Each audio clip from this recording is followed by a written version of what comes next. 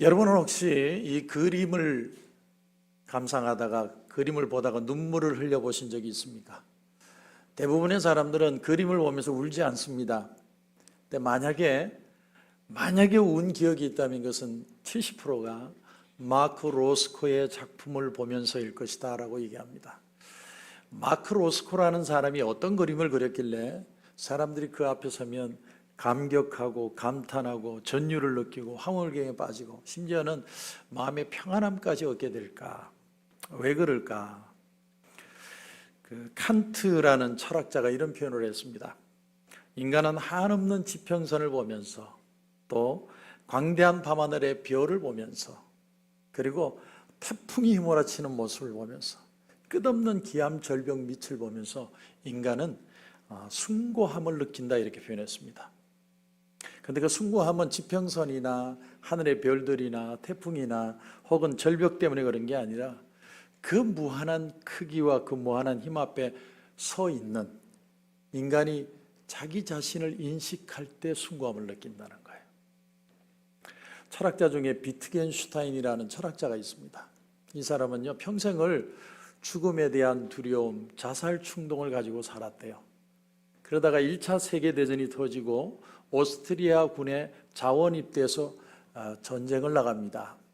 그리고는 그 전쟁터에서 포탄이 쏟아지고 총알이 막 날아다니는 그 전쟁터 속에서 글을 적어요. 그가 적은 작품이 논리철학 논고라는 작품입니다. 지금 총알이 날아오고 뭐 난리가 났는데 자기는 죽음을 직면하고 싶었고 죽음이 무엇인지를 보면서 인간이 무엇인지를 깨닫고 싶었다는 거예요. 그리고는 남들은 총싸움하고 있는데 자기는 논리철학 논고라는 글을 적었다는 거예요. 테레사 수녀가 인도의 캘커타 지방에 가서 평생을 그 가난한 사람, 병자, 고아를 섬깁니다. 얼마나 왜소한 몸집을 가지고 얼마나 고개를 숙이고 몸을 숙였는지 허리가 다 굽어졌다고 그러죠. 그리고 또 심장병, 말라리아, 폐렴 이런 병등으로 엄청 고통을 받았습니다. 근데 이 테레사 수녀는 그 속에서 죽지 않고 절망하지 않고 끝까지 인간으로서의 어떤 가치 있는 삶을 삽니다. 수많은 사람들이 죽어가요. 또 고통스러워합니다. 그런데 그 속에서 인간의 인간된 가치, 그 하나의 몸짓이 의미가 있고 가치가 있다고 생각해서 끝까지 그 일들을 감당을 했습니다. 이 얘기는 뭐 제 얘기가 아니고 평범하게 비범한 철학 에세이라는 책에 나오는 얘기입니다. 인간은요, 양면성이 있습니다. 인간은 때로는 천박하고 추잡스럽습니다. 그래서 싸구려 욕망에 너무 쉽게 마음이 쓰러지고 아니면 돈 몇 푼에 자기 양심도 팝니다. 그게 우리가 아는 가룟 유다죠. 근데 동시에 인간은 숭고하고 고결한 존재예요. 인간은 인간으로서의 자기 가치를 꼭 찾고 싶어 합니다. 인간은 항상 이 양면성을 가지고 산다는 거예요. 다시 마크 로스코의 작품을 한번 보시겠습니다. 어떤 작품이길래 그렇게 전율을 느낄까? 이 작품입니다. 가로는 3m, 세로는 5m가 되는 아무것도 없는 거예요. 근데 이 작품은 그냥 시커먼 물감 덩어리밖에 없어요. 근데 그 앞에서 그림을 보는 조건이 있습니다. 어떻게 그림을 봐야 되냐면 딱 45cm만 떨어져서 봐야 돼요. 그럼 45cm를 떨어져서 저 그림을 보면요, 전체를 볼 수가 없어요. 전체를 볼 수 없는 그 그림 앞에 서서 그 그림을 아무것도 보이지 않는 시커먼 그 화면을 보다가 불쾌감을 느껴요. 사람이 너무 불쾌해요. 내가 왜 이 답답한 그림을 보고 있어야 되지? 근데 그러는 순간 어느 순간에 마음의 불쾌가 쾌로 변한대요. 마음의 평안함이 느껴진대요. 여러분, 이게 이해가 가십니까? 하여튼 그런 그림이에요. 그런데 성경 창세기를 보면 유한한 인간이 무한한 하나님을 찾아가는 게 아니라 무한하신 하나님이 인간에게 찾아오는 장면이 나와요. 창세기 15장에 보면 아브라함에게 하나님이 나타나셔서 나는 너의 방패여 큰 상급이라 이렇게 표현합니다. 그때 불쑥 아브라함이 뭐라고 대답하냐면 하나님, 난 아들 없는데요. 내가 아무것도 없는데 뭘 상급으로 주시려합니까? 내 몸속에 있는 엘리에셀에게 주시려고 그럽니까? 그게 하나님 뜻입니까? 근데 하나님이요, 아브라함의 손을 잡고 대충마루를 지나서 마당으로 갑니다. 밤하늘에 수많은 별들을 보여주세요. 그리고는 이렇게 말씀하십니다. 하늘을 우러러 무별을 셀 수 있나 보라. 또 그에게 이르시되 내 자손이 이와 같으리라. 무한한 세계를 보여주세요. 근데 그 무한한 세계를 바라보는 순간 아브라함에게 놀라운 변화가 일어납니다. 그래서 그 다음 구절이 굉장히 중요해요. 아브라함이 여호와를 믿으니 여호와께서 이를 그의 의로 여기셨다. 아브라함이 자기 조카 롯이 소돔과 고모라를 떠났을 때 하나님이 그 울적한 마음에 나타나서 동서남북을 보여주면서 보이는 것을 다 너에게 주리라 할 때도 아니었고요. 자기 조카 롯이 동방연합군에게 잡혀갔을 때 318명의 자기 집에 길리온 자로 급습을 해서 다 구해왔을 때도 아니고요. 하나님이 하늘의 무별을 정말 쏟아질 것 같은 그 별을 보여줄 때 이 아브라함은 하나님 내가 믿습니다 이러고 뵙겠어요. 하나님 믿습니다. 굉장히 중요한 표현이에요. 오늘까지 28장에 오기까지 욥기의 얘기를 우리가 3주에 걸쳐서 지금 보고 있는데 거대한 우주와 온 세계 만물을 만드신 하나님, 그 하나님 앞에서 인간의 그 어떤 살아있는 존재 가치를 느끼고자 하는 그 욥의 그 꿈틀거림, 만약에 욥이 이 상황에서 자기의 의미, 자기가 살아야 될 이유와 가치를 발견하지 못하면 욥의 아내의 말처럼 하나님 저주하고 혀 깨물고 죽어야 되는 상황이에요. 그 상황에서 욥은 지금 하나님을 대면하고 있습니다. 많은 사람들이요, 고난 자체가 우리를 비참하게 만든다고 얘기해요. 그런데 여러분, 아니에요. 고난이 나를 비참하게 만드는 게 아니에요. 여러분, 내가 병들 수 있습니다. 근데 그 병든 것이 나를 비참하게 만들고 나를 실패자로 몰아가는 게 아닙니다. 그럼 뭘까? 여러분, 고난은요, 하나님의 손에 있어요. 그래서 하나님을 하나님으로 만나지 못할 때 인간은 비참합니다. 하나님을 만나면 인생은 달라질 수밖에 없어요. 그래서 오늘 말씀의 진짜 핵심 구절이 몇 절이냐면 마지막 절입니다. 보라, 주를 경외함이 지혜요 악을 떠남이 명철이니라. 이 28절 한 구절을 만나기 위해서 욥기 1장부터 지금까지 왔는지도 몰라요. 욥은요, 하나님 앞에서 수많은 질문을 해요. 많은 사람들이 표현하는 것처럼 욥도 그 틀 속에 있어서 인과응보의 개념, 권선징악의 개념, 내가 열심히 착하게 살면 하나님이 복 주시고 내가 잘못 살면 하나님이 벌 주신다, 그 개념 속에 있었지만 고통을 통해 하나님은 더 크신 하나님이라는 걸 발견해 가기 시작해요. 내가 알 수는 없지만 그 하나님은 인과응보의 개념을 넘어서는 더 큰 하나님일 것이다. 그래서 하나님 앞에 절규해요. 절망도 하고요, 하나님 앞에 부르짖기도 해요. 친구들이라고 찾아와서 하는 말이, 야, 네가 죄를 졌으니까 지금 벌 받는 거야. 하나님 앞에 회개해. 근데 욥은 거기서 절규하는 거야. 아니야, 내가 비록 이 고난을 당하고 있지만 내가 생각하는 하나님보다 더 큰 하나님이 계실 것 같아. 그 하나님은 창조주 하나님일 거예요. 근데 그 하나님을 만나지 못해서 안타깝다는 겁니다. 근데 오늘 본문에 나오면, 본문에는 무슨 얘기가 나오느냐면 이런 하나님을 만나는 욥의 지혜, 욥이 어떤 사람인지를 표현을 합니다. 저는 오늘 이 본문을 보면서 욥이 이렇게 똑똑한 사람인지 몰랐어요. 욥이 이 정도일까? 욥이 어느 시대 사람일 것 같아요? 욥기 다음에 시편이 나오니까 시편 어느 매쯤의 시대가 아닐까? 천만에요. 욥은 아브라함의 시대에 살던 사람이에요. 학자들은 그렇게 추정합니다. BC 2000년경에 살았을 것이다. 그도 족장이었을 것이다. 그렇다면 우리 시대로부터 4000년 전의 사람, 4000년 전의 사람의 지식이 어떤 건지 여러분 한번 보십시오. 오늘 1, 2절을 보면 은이 나는 곳이 있고 금을 재련하는 곳이 있으며 철은 흙에서 캐내고 동은 돌에서 녹여 있느니라, 얻느니라. 금과 은 같은 보석, 철과 동 같은 광물질, 어떻게 얻을 수 있느냐를 얘기를 해요. 자, 3절을 보면 광맥을 찾죠. 사람은 어둠을 뚫고 모든 것을 끝까지 탐지하여 어둠과 죽음의 그늘에 있는 광석도 탐지하되, 광맥을 찾아서 계속 탐지한다는 거예요. 그래서 4절에 보면 그는 사람이 사는 곳에서 멀리 떠나 갱도를 깊이 뚫고 발길이 닿지 않는 곳, 사람이 없는 곳에 매달려 흔들리느니라. 무슨 말이에요? 사람이 두레바가지 타고 한 손에 횃불 들고 한 손에 꽃갱이 들고 저 깊은 지하 굴 속으로 들어간다는 거예요. 땅속으로 깊이 들어가서 횃불 하나 들고 매달려서 보석 캐내고 있다는 거예요. 여러분, 서부 개척에 관한 영화를 여러분 많이 보셨죠? 제가 어릴 때 제일 좋아했던 만화 영화가 서부소년 차돌이었습니다. 그 서부소년 차들이 캘리포니아의 차돌이 맨날 그거 보다가 제가 캘리포니아 온 것 같아요. 골드러시를 맞이해서 많은 미국 사람들이 서로 서부로 금광을 찾기 위해서 다 왔어요. 자기가 살던 고향 다 버리고 이쪽으로 와서 내가 알지도 못하는 사람들, 이 속에 말뚝박고 집 짓고 총을 쏘고 총 맞고 죽음으로 지켜내고 찾고자 싶었던 것이 한 줌의 금을 얻고 싶은 거예요. 한 줌의 금. 여러분, 우리가 이민 땅을 와서 사는데 이민은 아무나 오는 게 아닙니다.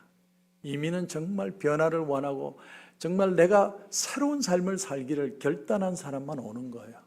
아무나 이민 간 사람 무시하면 안 돼요. 이민은 아무나 오는 게 아닙니다. 근데 열심히 달려왔어요. 근데 하나님이 땅 위의 것으로 얼마든지 열매 맺고 그것을 먹고 살 수 있도록 해줬는데 우리 인간은 땅을 깊이 파요. 왜 팝니까? 그 안에 금이 있고 그 안에 다이아몬드 있고 그 안에 모든 게 있으니까 그것 판에서 인간의 욕심 채우려고 끊임없이 파들어가요. 그런가 하면 오늘 말씀에 5절에 보면 음식은 땅으로부터 나오나 그 밑은 불처럼 변하였도다. 모든 음식은 어떻게 나옵니까? 씨를 뿌리면 싹이 나고 잎이 나고 꽃이 피고 열매를 맺어서 그것을 먹으면서 우리가 음식을 얻습니다. 근데 깊은 땅 속에는 뭐가 있느냐? 참 이게 이 욥이 지혜로운 사람이라는 게 여기서 나옵니다. 그 밑은 불처럼 변하였도다. 엄청 뜨겁다는 거예요. 여러분, 땅이 뜨겁다는 걸 욥이 알았어요.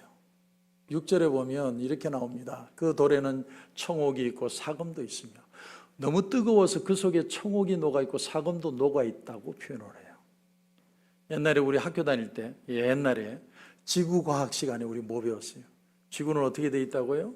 제일 끝은 지각이 있고 그 안에 멘틀이 있고 멘틀 안에는 외핵과 내핵이 있어서 저 중심에는 철과 니켈과 금이 막 바글바글 끓고 있다고 그래요. 그래서 온도가 6,000도나 된다고 그랬잖아요. 근데 이 지구의 구조를 밝혀낸 게 누구냐? 언제 밝혀냈느냐? 20세기에 와서 인간들이 밝혀낸 거예요. 근데 오늘 본문을 보면 욥은 벌써 알고 있었어요. 놀랍지 않습니까? 저만 놀랍습니까?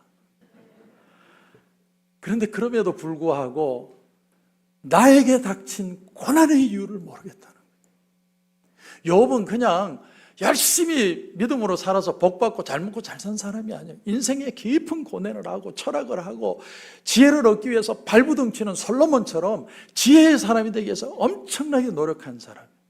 지각이니 멘틀이니 핵이니 이런 개념을 아무도 모를 때 욥은 그 개념을 이해하려고 애쓴 사람이야. 그런데 모르겠다는 거예요. 고난의 이유를 모르겠어요. 오늘 말씀에 22절에 보면 멸망과 사망도 이르기를 우리가 기로 그 소문은 들었다 하느니라. 이게 참 재밌는 표현이에요. 사망을 의인화했어요. 사망이 들었대요. 뭐를요? 조금 지혜에 대해서 들었대요. 이게 무슨 뜻이냐면 죽음 속에는 약간의 지혜가 있다는 거예요. 제가 작년 10월에 췌장암, 난 뭔가 지나간 것 같아요. 그래서 6개월도 못 살 거다. 뭐 그런 얘기를 구글 보면 얼마나 절망적으로 표현을 합니까? 그러니까 별 생각이 다 나더라고요. 야, 내가 가기엔 좀 빠르지 않은가? 6개월 동안 뭐 하고 살지? 다 때려치우고 그냥 낚시나 하고 살까? 그러기에는 인생이 너무 아까운데 하나님 내 인생 한 번만 더 기회 주시면 안 되겠습니까? 죽음 앞에 서니까 인간의 가치를 보더라는 거예요. 그게 바로 오늘 말씀에 죽음 속에 약간 지혜가 있다는 거예요. 근데 죽음 속에는 완전한 지혜는 없어요. 지혜를 약간 들여다본 거예요. 인생을 보게 한 거예요. 그럼 지혜는 도대체 어디 있느냐? 드디어 욥이 고백을 합니다. 23절에 보니까 하나님이 그 길을 아시며 있는 곳을 아신다 이렇게 표현합니다. 욥이라는 사람이 어떻게 해서든 하나님 앞에 의롭게 살려고 믿음으로 살려고 맨날 제사 드리고 예배 드리고 그렇게 살았는데 정말 발부둥 치고 몸부둥 쳤는데 욥의 결국 고백이 뭐냐면 나는 내 가는 길을 모르겠어. 하나님은 내가 가는 길을 아시오. 그럼 이 길이라는 단어가요, 히브리어로 보면 데레크라는 단어예요. 우리가 일반적으로 영어로 the way, the road 그런 의미를 넘어서서요, 인생의 모든 삶의 패턴, 삶의 방식 전체를 가리켜서 데레크라고 표현합니다. 우리가 발버둥 치는 이유가 뭐예요? 정말 돈 잘 벌어서 잘 먹고 잘 살고 해피하게 살다가 죽고 싶은 거예요. 그런데 그 인생의 모든 플랜을, 모든 내 삶의 내용들을 하나님이 하신다는 거예요. 하나님이 아셔서 하나님이 나를 지도하시고 인도해 가신다는 거예요. 그 방법이 어떤 거냐? 24절에 보니까 이런 말씀이 나옵니다. 이는 그가 땅 끝까지 감찰하시며 온 천하를 살피시며 바람의 무게를 정하시며 물의 분량을 정하시며 비 내리는 법칙을 정하시고 비구름의 길과 우레의 법칙을 만드셨습니다. 아무것도 아닌 글인 것 같죠? 바람의 무게가 뭐예요? 기압이잖아요, 기압. 욥은 기압을 알았다니까요. 한국 가는데 13시간 걸리고 한국에서 돌아올 때 11시간 정도 걸리는 그 기압의 차이를 알았다니까요. 우리가 인디펜던스 데이 때 하도 파이어웍으로 하도 터뜨려가지고 어제 뭐 그저께 그냥 온 세상이 뿌연 거예요. 장로님 한 분이 저기 우리 선교사님과 빅베어에 가서 맛있는 점심을 사주셔서 올라갔는데 뿌여요. 근데 저 위에 올라가니까 그 기압 때문에 못 올라오고 있는 거예요. 위에는 맑은데 그게 기압이에요. 그 기압을 욥이 알았습니다. 그런가 하면 물의 분량, 해류 같은 거죠. 비 내리는 법칙, 기상도 알았어요. 기상도. 비구름에 길이 있다는 것도 알았어요. 어떻게 이렇게 알았을까? 우레의 법칙, 우레가 뭐예요? 전기죠. 에디슨이 전기를 발견한 게 아니고 욥이 발견한 것 같아요. 제 말이 우습게 들립니까? 그러니까 상상이 안 되는 거예요. 이건 전부 현대의 개념이에요. 근데 그 개념을 욥은 이미 알았다는 거예요. 뭘 말하고 싶으냐면 욥은 지혜도 탐구하고 알기 위해서 무진장 노력한 사람이에요. 근데 중요한 건 뭐예요? 이따위 지혜가 지혜냐는 거예요. 하나님의 큰 은혜의 비밀을 내가 모르는데 이건 아무것도 지혜가 아니라는 거예요. 본질적인 지혜는 하나님을 아는 것이다. 하나님이 도대체 누굴까? 그 결론이 오늘 27절, 28절입니다. 그때 그가 보시고 선포하시며 굳게 세우시며 탐구하셨고 또 사람에게 말씀하셨도다. 보라 주를 경외함이 지혜요 악을 떠남이 명철이니라. 하나님을 경외하는 것이 지혜다. 이게 잠언에 나오잖아요. 여호와를 경외하는 것이 지식의 근본이다. 모든 성경은 이 얘기를 해요. 근데 하나님을 진짜로 경외하면, 경외가 뭐예요? 하나님을 두려워하면서 살아가는 거죠. 하나님을 정말로 그렇게 만나면 악은 당연하게 떠나게 돼 있다, 이런 말이에요. 이게 하나님을 알매 가치입니다. 이 하나님을 알았던 다윗의 고백이 뭐예요? 우리가 너무도 잘 아는 시편 23편 1절이죠. 여호와는 나의 목자시니 내게 부족함이 없으리로다. 부족함이 하나도 없는 상태가 선이에요. 여러분, 선은 어떻게 이루어지는지 잘 들어보세요. 내가 발버둥 치고 애쓰고 노력해서 선이 이루어지는 게 아니고요, 하나님을 만날 때 선의 충만의 역사가 일어나는 거예요. 그래서 인간은 악한 존재예요. 왜? 인간은 채워지지 않았기 때문에. 그래서 무언가를 끊임없이 찾는 거예요. 돈도 벌고 싶고 지혜도 배우고 싶고 이것도 가지고 싶고 저것도 가지고. 그래서 인간은 악한 존재예요. 인간은 스스로 선한 존재가 될 수가 없어요. 근데 우리가 선할 수 있는 유일한 방법이 있습니다. 그게 뭐냐면 하나님을 만나면 돼요.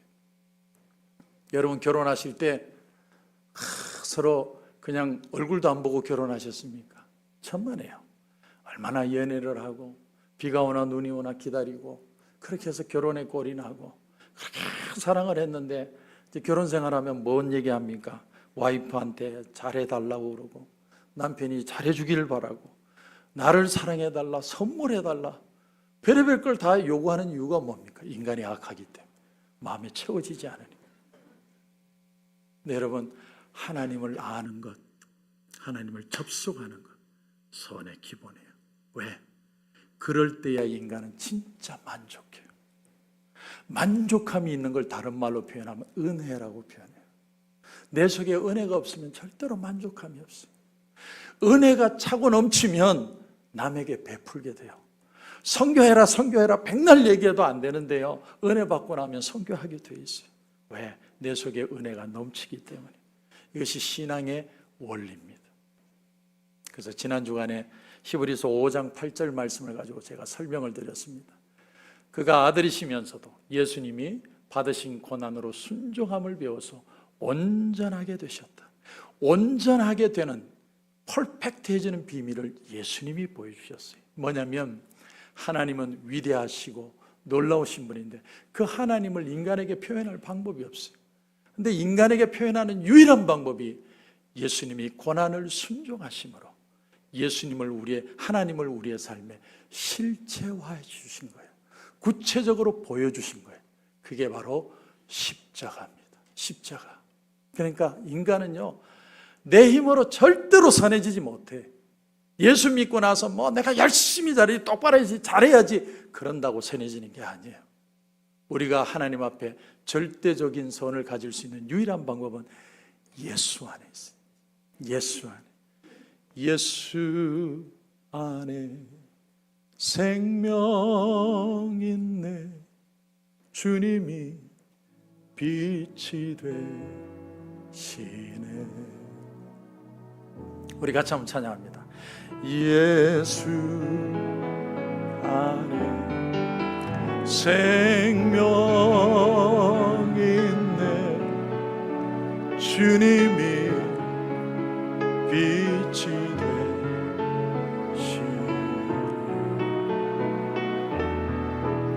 예수 안에 생명 있네. 주님이 빛이 되시네. 할렐루야. 예수님이 우리의 생명이에요. 하나님의 그 놀라우심을 보여주신, 실체화하고 구체하신 분은 예수님밖에 없어요. 내 힘으로 할 수가 없어요. 그래서 오늘 말씀에 히브리서 5장 9절에 보면 이런 말씀이 나옵니다. 자기에게 순종하는 모든 자에게 영원한 구원의 근원이 되시고, 무슨 말이냐면 예수님이 우리에게 성령을 보여주셔서 예수 그리스도의 영이신 성령을 통해 우리의 삶이 온전해지도록 만들어 주셨다. 이게 신앙이에요. 신앙. 유명한 리차드 범브란트라는 목사님이 계시죠. 루마니아 사람으로 그렇게 소련의 공산 압제에 고통을 당했습니다. 근데 그분의 책을 보면 옥중에서 만난 그리스도라는 책이 있는데 그 책에 나오는 실화입니다. 실화. 어떤 분이요, 옥에서 너무 고통을 당했어요. 매도 맞고 굶주리기도 하고 고통을 당하다가 어느 날 석방이 됐습니다. 석방이 돼서 너무 마음이 기쁜 거예요. 그래서 이분이 어떻게 했냐면, 이제는 모든 생활을 다 접고 저 농촌에 가서 농사 하나 짓다가 죽어야겠다. 그리고 농촌으로 내려갔습니다. 그리고 이제 그날부터 밭일하고 평생을 그렇게 삽니다. 조용하게 예수님만 믿고 나는 죽겠다. 그러다 어느 날 농사하는 중에 기도하고 싶은 마음이 들어서 하나님 앞에 기도를 드립니다. 하나님 앞에 이렇게 기도를 해요. 하나님, 저를 온전하게 하여 주옵소서. 하나님, 저를 온전하게 하여 주시옵소서. 근데 그 순간에 하늘로부터 음성이 들려왔어요. 너는 온전하게 되기 위해서 다시 감옥에 들어갈 수 있느냐? 갑자기 이 농부의 마음속에 그 감옥에서 고통당한 생각이 파노라마처럼 지나가면서, 하나님, 내가 다른 건 다 듣겠는데 감옥에 가라는 얘기는 하지 마세요. 그때 하나님의 음성이 또 들려와요. 그러면 온전해지기를 구하지 마라. 그런데 그날부터요, 이 농부의 마음속에 계속해서 그 하나님의 음성이 들려오는 거예요. 밥을 먹어도 온전해지기 구하지 말아라. 잠을 자도 그 소리 들리고, 아침에 눈 떠도 그 소리 들리고, 계속 네가 온전해지기를 구하지 마라.